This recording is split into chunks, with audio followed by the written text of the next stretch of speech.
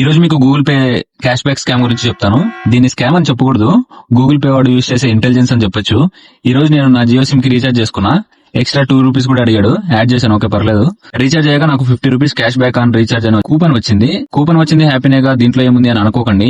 ఇక్కడే Google pay వాడి intelligence అర్థమవుతుంది. అది ఇప్పుడు కాదు, నెక్స్ట్ టైం చేసే రీఛార్జ్ కి క్యాష్ బ్యాక్ కూపన్ అనమాట. అది కరెక్ట్ గా 12 డేస్ లో ఎక్స్పైర్ అవుతుంది అనమాట. దాని మీనింగ్ మనం నెక్స్ట్ టైం రీఛార్జ్ కి ఈ కూపన్ ఉండదు. ఈ cash back offer only recharge చేసుకున్న తర్వాతనే ఇస్తాడు. అలా అయితే యూజ్ చేసుకోలేం కదా అని.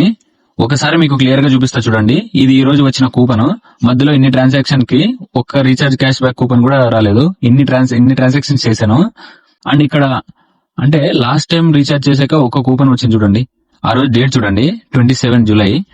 ఈ రోజు మీకు డేట్ చూపిస్తా, చూసారా, ఆగస్ట్ 26 కరెక్ట్ గా. అర్థమైందా వీడి తెలివి? దీంట్లో కూడా ఇంకో ట్విస్ట్ ఉంది. క్యాష్ అప్లికబుల్ అయ్యేది ఓన్లీ 80 రూపీస్ అండ్ అబోవ్ మాత్రమే. అంటే దాని meaning data add on price last కి 69 ఆర్ సంథింగ్ ఉంది. ఒకవేళ డేటా అయిపోయి రీఛార్జ్ చేసినా కూడా మనకి క్యాష్ బ్యాక్ అప్లికబుల్ అవ్వదు. ఇది ఎలా వర్క్ అవుతుందంటే, ఒకసారి రీఛార్జ్ చేసుకున్న తర్వాత మళ్ళీ ఎవరైనా ఎందుకు రీఛార్జ్ చేసుకుంటారు? ఎవరైనా ఒకవేళ చేసినా 1000 లో ఒక్కడో ఇద్దరో చేస్తారు అంతే, ఇంట్లో వాళ్ళకి కానీ ఫ్రెండ్స్ కానీ. ఇలా సబ్స్క్రైబ్ చేసుకొని ఉంచండి. సరే మరి, బాయ్.